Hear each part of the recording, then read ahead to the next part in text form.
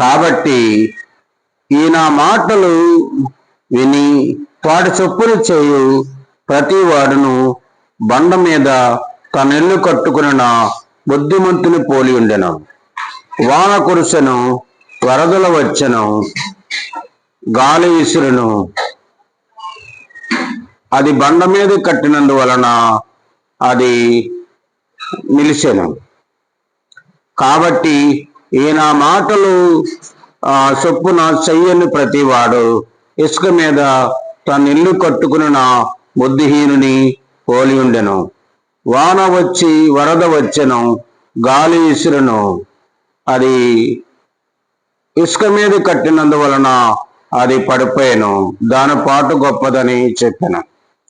ఈ మత్తయి సువార్త 7వ అధ్యాయము 24, 25 వచనాల్లో ఉన్న ఈ భాగాన్ని నేను చదవడం జరిగింది. ప్రియమైన దేవుని బిడ్డలకు యేసుక్రీస్తు నామములో మీ అందరికీ కూడా వందనాలు తెలియజేస్తున్నాము. మరి బండ మీద బుద్ధిమంతుడు ఇల్లు కట్టుకున్నాడు, ఇసుక మీద బుద్ధిహీనుడు ఇల్లు కట్టుకున్నాడు. అంటే దేవుని మాట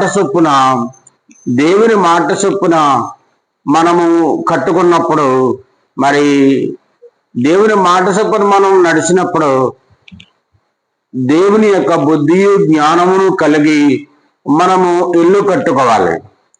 ఇది ఎక్కడ కట్టుకున్నాను? వెళ్ళి బండ మీద కట్టాడు. బుద్ధిహీనుడు ఎక్కడ కట్టాడు? ఇసుక మీద కట్టాడు. వాన వచ్చింది, వరద, పెను తుఫాను, గాలి వచ్చింది. బండ మీద ఇల్లు కట్టిన ఇల్లు అది నిలిచింది, ఇసుక మీద కట్టిన ఇల్లు అది పడిపోయింది. ప్రియా దేవుని బిడ్డ, వాక్యం చెప్తా ఉంది, మనము మా బండ మీద ఇల్లు కట్టుకోవాలి. ఎప్పుడైతే దేవుని మాట చొప్పున మనం ఇల్లు కట్టుకున్నామో దేవుడు మనల్ని నిలబెట్టి బలపరుస్తాడు. అపోస్తలుడైనటువంటి పేతురు గారు యేసు ప్రభుతో సంచరిస్తున్న దినాలలో యేసు ప్రభు చెప్పాడు, పేతురు, నీవు ఈ బండ మీద నువ్వు సంఘాన్ని కడతావు, ఈ బండ మీద నువ్వు సంఘాన్ని కడతావు అని చెప్పినప్పుడు దేవుడు ఆయన సిలువేయబడి ఆయన మరి లోకయాత్ర ముగించుకుని ఆయన వెళ్ళిపోయిన తర్వాత అందరూ కూడా 10 దినాలు ఒక చోట కూడి ప్రార్థన చేసి వాళ్ళ దేవుని ఆత్మశక్తి పొందుకున్న తర్వాత పేతురు మొట్టమొదటి ప్రసంగంలో 3,000 మంది బాప్తీసం తీసుకుని దేవుని తట్టు తిరిగారు. తర్వాత పేతురు ప్రసంగానికి 5,000 మంది బాప్తీసం తీసుకుని రక్షణలోనికి వచ్చారు. మరి ప్రతి దినము ప్రతి వారము మరి వాళ్ళు సంఘంలో నూతనమైనటువంటి ఆత్మలు, విస్తారమైన ఆత్మలు వాళ్ళు సంపాదించడం జరిగింది. గలిలీ నుంచి యెరూషలేము వచ్చి 120 మంది కంటే పైగా వాళ్ళు ఒకసాట కూడి మరి ఆత్మను పొంది గొప్ప ఉద్యమం తెచ్చారు. ఇలా మొదటి ప్రసంగం, రెండో ప్రసంగానికి 8,000 మంది దేవుని తట్టు తిరిగారు. ఆ తర్వాత రోమా నుంచి కూడా అనేకులు వచ్చి ఆ సంఖ్యలోకి చేరారు. అక్కడ నుంచి మరి అపోస్తులు పరిచర్య ఎంతవరకు వెళ్ళిపోయిందంటే చాలా వరకు వెళ్ళిపోయింది. రోమాలో కూడా పెద్ద సంఘం కట్టబడింది. ఆ తర్వాత మరి యెరూషలేములో కూడా గొప్ప సంఘము ఏర్పడింది. ప్రియమైన దేవుని బిడ్డ, మరి గలిలీలకి యెరూషలేము వాసులకి మరి వాళ్ళకి ఒకరికొకరు కెట్టదు. అంటే గలిలీ అంటే యెరూషలేము వారికి కెట్టదు. కానీ దేవుని ఆత్మశక్తి పొందుకున్న తర్వాత వాళ్ళు మరి గొప్ప ఉద్యమం వాళ్ళలో కనబడినప్పుడు అందరూ కూడా ఏకమయ్యారు. ప్రియమైన దేవుని బిడ్డ, వాక్యం చెప్తా ఉంది, బండ మీద సంఘమును పేతురు కట్టాడు. పేతురు గారు బండ మీద కట్టాడు సంఘం. అందు గురించి అపోస్తలుడైనటువంటి పౌలు గారు ఇశ్రాయేలు చరిత్ర వివరించుకుంటూ వచ్చారు. మరి అరణ్య యాత్రలో మోషే ప్రయాణం చేస్తూ బండని నీళ్ళు అడగమని దేవుడు చెప్పాడు. ఆ బండని నీళ్ళు అడిగినప్పుడు మరి ఒకసారి బండని నీళ్ళు అడిగాడు, ఒకసారి కర్రతో కొట్టడం కూడా జరిగింది. అక్కడ ఆయనకు ఎదురైనటువంటి అంశాన్ని బట్టి ప్రియా దేవుని బిడ్డ, అక్కడ అది ఇశ్రాయేలు చరిత్ర రాసుకుంటూ అపోస్తలుడైన పౌలు గారు ఆ బండ క్రీస్తే అని చెప్పాడు. అంటే మరి ఆ బండ క్రీస్తే అని చెప్పాడు. అంటే బండ మీద మనం ఇల్లు కట్టుకుంటే ఎవరి మీద కట్టాం? మనం క్రీస్తు అనే బండ మీద మన ఇల్లు మనం కట్టుకున్నప్పుడు ఈ ఆత్మీయ జీవితంలో వర్ధిల్లుతాం. అందుగురించి మరి ఆ కొరింథీ 2వ పత్రిక 5వ అధ్యాయంలో కూడా ఈ ఇల్లు శిథిలమైపోయినను చేతి పని కాక కట్టని ఇల్లు అది నిలుస్తుంది, అది వర్ధిల్లడం జరుగుతుంది అని చెప్పేసి పౌలు గారు వివరించారు. మన ఇల్లు బండ మీద కట్టుకోవాలి. మన ఇల్లు ఎక్కడ కట్టాలి? బండ మీద కట్టాలి. మరి కీర్తనాకారుడు 40వ కీర్తనలో దేవుడు మరి పౌలు దావీదు గారు చెప్తున్నాడు ఏంటంటే ఆయన అడుగులు ఎక్కడ ఉన్నాయంట? ఆయన అడుగులు ఎక్కడున్నాయి?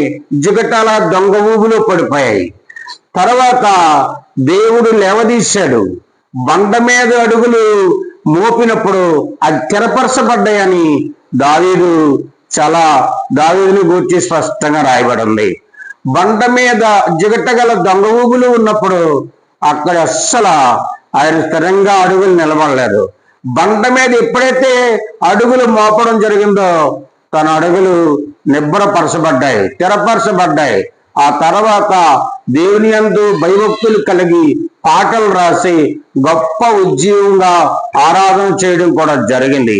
ప్రియ దేవుని బిడ్డ, మనము క్రీస్తునే బండ మీద మన ఇల్లు కట్టుకోవాలి. క్రీస్తునే బండ మీద మన ఇల్లు కట్టుకోవాలి. మరి హెబ్రీ పత్రికలో 3వ అధ్యాయము కింద వరకు మనం చూసినట్లయితే అక్కడ ఆ మోషే గారిని గురించి ఇల్లు ఎవరి చేతనో ఒకరి చేత కట్టబడినని చెప్పేసి అక్కడ ఆ మోషే గారు మరి ఆయన గూర్చి మరి నమ్మకంగా కట్టుకున్నవాడని చెప్పడం జరిగింది. అలా కిందకు వచ్చేసరికి 7వ వచనం దగ్గరికి వచ్చేసరికి స్థిరంగా చేపట్టిన వాడలా మనమే దేవుని ఇల్లు అని చెప్పేసి అక్కడ మనమే దేవుని ఇల్లు అని చెప్పేసి పరిశుద్ధాత్ముడు అలా స్పష్టంగా రాశాడు. అది రాయింపజేశాడు, పౌలు గారు రాశారు. ప్రియ దేవుని బిడ్డ, వాక్యం చెప్తా ఉంది, మనం క్రీస్తుని బండ మీద మన ఆత్మీయ ఇల్లు కట్టుకున్నప్పుడు ఆ ఇల్లు మాత్రము ఏ తుఫానైనను సాధనైనను పెను తుఫాను గాలైనను ఎంత మాత్రమే కూడా అది బండ మీద ఉన్నందువలన తన పునాది గట్టిగా ఉన్నందువలన ఏది కూడా పడగొట్టడానికి వీలు అవదు. ఎటువంటి సాధన వచ్చినా ఎటువంటి బాధ వచ్చినా పడిపోవడం జరగదు. మన ఆత్మీయంగా స్థిరపడతాం. పరలోకానికి దేవుని కనెక్షను అయితే మరి దేవుడికి మనకి కూడా మరి తెగని సంబంధం, సావాసం, మరి కనెక్షను ఏర్పడి ఉంటుంది అనమాట. అందుగురించి బుద్ధి దేవుని వాక్యాన్ని బట్టి మనం మరి ఆ బుద్ధిమంతులై మనం ఎప్పుడైతే ఇల్లు కట్టుకున్నామో ఇది ఏమంటుందంటే గలతీ పత్రికలో 5వ అధ్యాయము 16-17 వచనంలోకి వచ్చేసరికి ఆత్మీయ అర్థం అక్కడ తెలియజేస్తుంది. వాక్యానుసారంగా కట్టుకున్న ప్రతి ఒక్కరూ కూడా ఎదుగు బుద్ధిమంతులని చెప్పి అక్కడ వాక్యం రాయబడింది. ఆ ఆత్మానుసారంగా వాక్యానుసారంగా మనం కట్టబడింది అది క్రీస్తునే బండ మీద కట్టిన ఇల్లు. అందుగురించి మన ఇల్లు మనం క్రీస్తునే బండ మీద కట్టుకోవాలి. ఏది కూడా మనల్ని పడగొట్టే పరిస్థితి ఏది ఉండదు. దేవుడు చూసుకుంటాడు.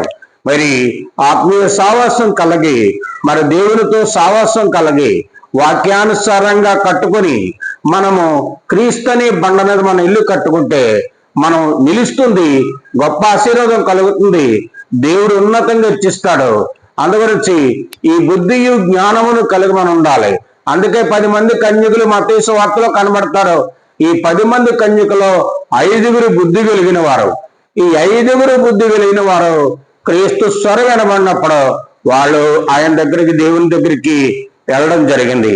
వాళ్ళ దీపాలు వెలిగిస్తుండడం జరిగింది. అందు గురించి ప్రియ దేవుని బిడ్డ, క్రీస్తు అనే బండ మీద మన ఇల్లు కట్టుకోవాలి. మనం ఉన్నతంగా హెచ్చింపడతాం.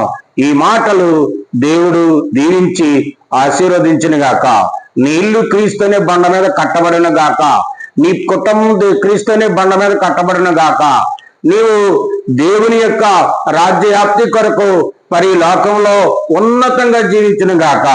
మరి దేవునిలో స్థిరంగా నిలిచి నమ్మకంగా ఉండి ఆత్మానుసారంగా నీవు క్రీస్తు అనే బండ మీద కట్టబడి ఉండుగాక. దేవుడిని ఆశీర్వదించి దీవించును గాక. ఆమేన్.